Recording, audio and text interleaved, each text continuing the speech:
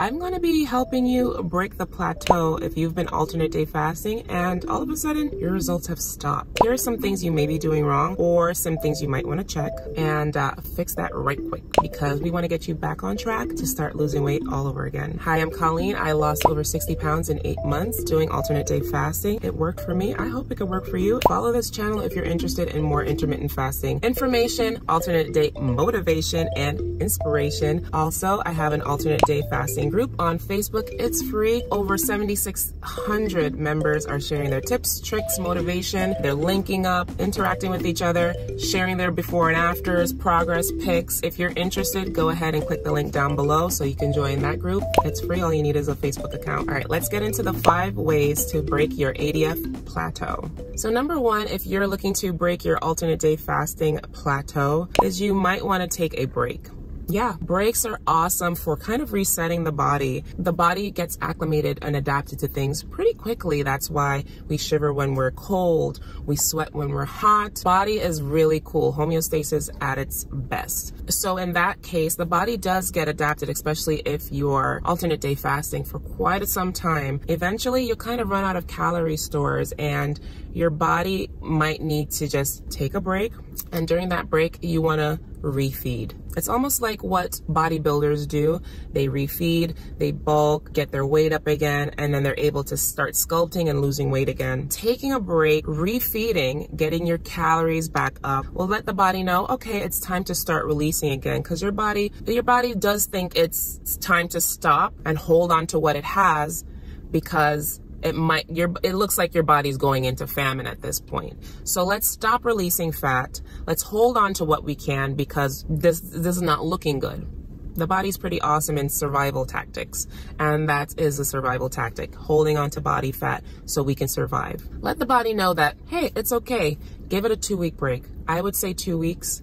It might feel weird to you to not be on your protocol, especially if you've been on it for quite some time, but 2 weeks is a good time to just refeed, top up the tank, get your glycogen stores back up, feel good, get rid of any fatigue you might be experiencing, any lightheadedness. You can go back into the protocol and you should start seeing progress again, because now your body is now used to 2 weeks of feeding. It feels like it's not starving anymore. A fast day here, a fast day there, a fast day here. All right, we'll release it. Make sure you follow the pattern so your body knows not to hold on to these stores, these fat stores. Please make sure you follow your pattern so your body knows when to expect food and when to not expect food. And what this also does is it makes it easier for you to get through your fast day. You don't want to be white knuckling it through your fast days because you're iffy with your pattern. Let your body start knowing when to expect food. The only time you should really be switching it up is if like there's an event or vacation you're about to participate in, but not in any given week. Your body doesn't know what to expect. And once this happens, your body will start to release fat again. So give yourself a break on alternate day fasting, refeed, and then start again. Number 2, you might want to look into lowering your carbs on feast days, unless you want to go keto, but you don't have to go keto. But lowering your carbs will allow the body to tap into fat stores quicker. So when we eat carbohydrates, they turn into glucose, and glycogen is the fuel that the body runs on from the carb stores. Once we tap into ketosis, which is the process of transferring from glycogen to ketones, the fat as fuel, that's when you start seeing fat release quicker. And the less carbs you intake, the quicker you're able to burn fat. So of course, if you want to cut out simple carbohydrates, if you want to watch out for any sugars, hidden sugars in your day, that's a great way to do it.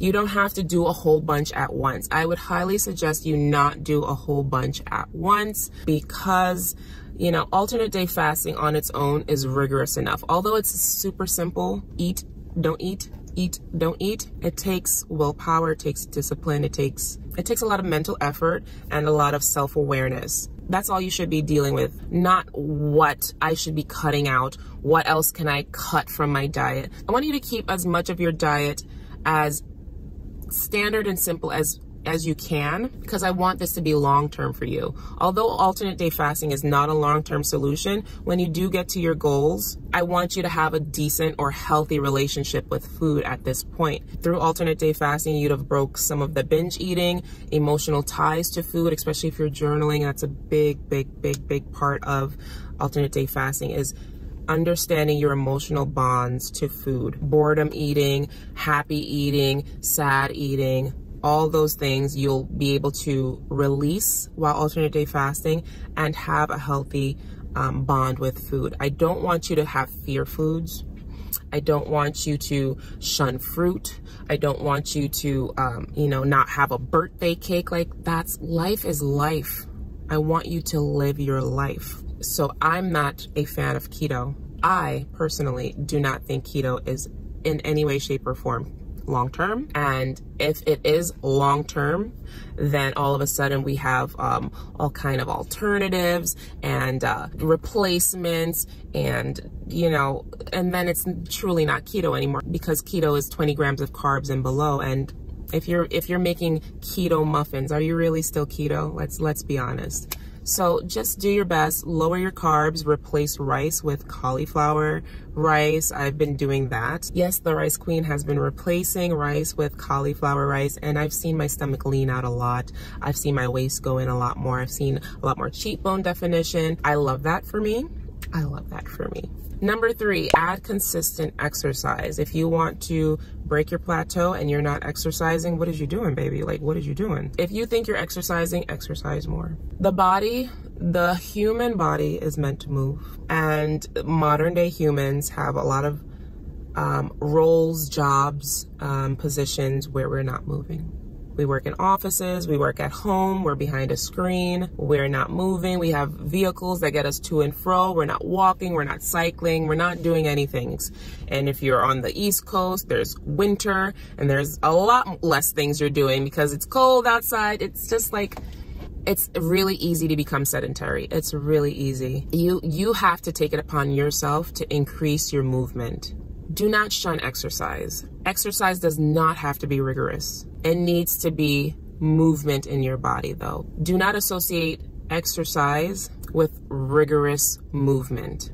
Exercise can be happy, it could be easy, it could be stretching, it could be yoga, it could be swimming, it could be long walks, it could be short jogs, it could be whatever you want, but preferably it should get your heart going, maybe even break a sweat. But if you're looking to break your plateau, start exercising if you're not.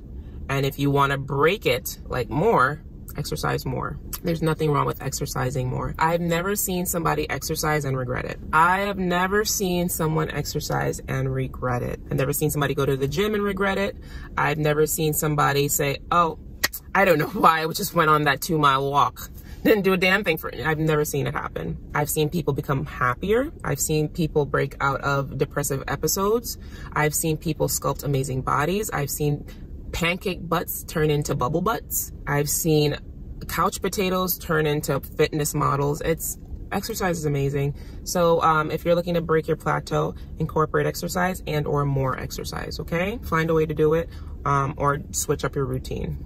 Number 4, if you've plateaued on alternate day fasting, is to track your feast day calories. When I had just began alternate day fasting, I tracked my feast day calories, not so much to see if I'm going over, but I didn't want to undereat. But that was just me. It was good information. Now, here's the thing. I want to break a lot of stigma around tracking. I personally don't track anymore. It's not needed. It's not necessary. I only tracked, not because I was scared of anything, but because I liked data. I liked information. I loved seeing in MyFitnessPal, not if I reached the calories, but did I reach my vitamin A quota.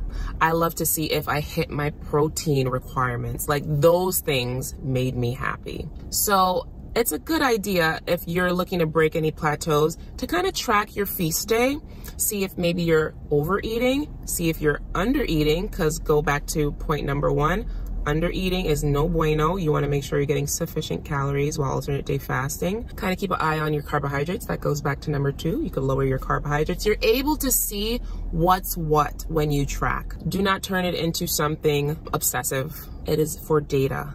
Just like the scale. People see the number on the scale, they want to fight the scale. They want to fight themselves. It's just data. Going up 2 pounds doesn't mean you gained fat. It can mean you didn't have a bowel movement for the day. It's just data. So I would advise you track your feast day. Look at what you're eating for the day. Are you eating nutritious foods? Are you eating enough fats to keep you satisfied, to keep your skin plump, for heart health? Because fats are good. Fats, the right kind of fats are good for you. Make sure you're meeting your protein needs, especially if you're weightlifting, resistance training, you're gonna need sufficient protein. Go ahead and start that process so you can see what's what and adjust accordingly, because you can't change what you don't acknowledge. I love MyFitnessPal.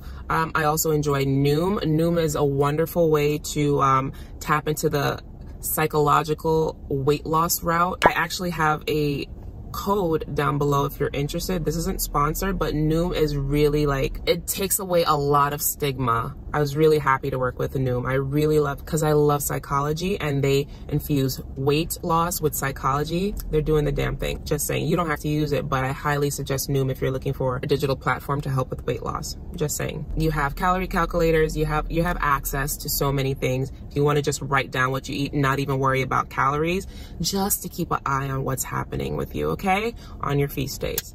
So go ahead and think about that. And lastly, number 5, why you may have plateaued while doing alternate day fasting is you're not being honest with yourself.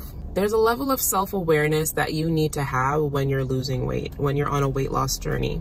There are people that are beautiful from Monday to Friday and pig out Saturday and Sunday. And that's not to say that's not fun, you know, healthy or not life or not realistic, but don't go on the scale on Monday expecting massive weight loss. It's time to get real. It's time to be realistic. It's time to be honest with yourself about your actions, your discipline, your motivation, what's driving you, what's your why, what's keeping you on track. Did you exercise today? How many carbs did you eat? Am I really doing my best? Am I tapping into mental health? The less self-aware you are, the more you're going to struggle. Once again, you cannot change what you don't acknowledge.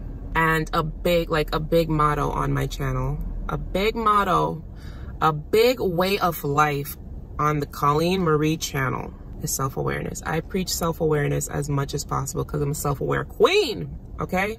I take accountability for all my actions, not anybody else's, mine. So a great way to become more self-aware is to start journaling, get therapy, look into going to church, just start tapping into yourself, how you're feeling, how you're reacting to things, like find out your triggers. I love journaling. I swear by journaling. Check out this video to find out how to journal for weight loss. It's way deeper than just diet and exercise, people. Mental health and your mental capacity plays a lot into how successful you are into any journey. But you really need to be honest with yourself and ask yourself, am I doing everything humanly possible to succeed on this journey? Have I ever plateaued while doing alternate day fasting? No, I've never plateaued while alternate day fasting. I've always been on the slow decline. I have done nothing special. It just always worked for me. I had to stop due to some health conditions. Alternate day fasting would have easily gotten me to my 160-pound goal. I'm currently 187 pounds. My lowest while alternate day fasting was 178. So I gained some weight. But due to alternate day fasting, I have a lot better relationship with food, and I know how to control myself, control my appetite a lot more. And I've been bulking, baby. I've been putting on some weight with the gym. Not even mad at it. So a lot of that weight has gone to my lower extremities because the gains, baby, the gains. Very proud. When I started alternate day fasting, I decided that if I ever plateaued, I would begin to cut carbs. So feel free to add more exercise and or adjust your diet as necessary. The biggest thing is to acquire just the motivation, the discipline, the willpower, and the self-awareness to make sure that you reach the end of your tunnel and accomplish your fitness and health goals. That's all I want for you. That's all I want for you. I wouldn't stress plateau too much because stress also hinders weight loss. Just as long as you're doing what you need to do, your focus is on health and not so much weight loss, and you're enjoying the simple things in life, you're grateful for how far you've come. That's a big one. Please be grateful. Give gratitude for how far you've come instead of being ungrateful for how far you have left to go. Be in the attitude of gratitude. It'll get you far. It'll get you far, because you could have been back there. You couldn't have lost anything at all, and then how would you feel? You've been mad at yourself. Keep going. You're doing well. You're doing well in life. I highly advise trying one of these 5 tips to break your plateau if you're alternate day fasting. Please like and subscribe if you enjoyed this content, and if it helps you in any way, shape, or form. Share it with a loved one. Maybe it'll help them. And I will see you in the next one. Bye-bye.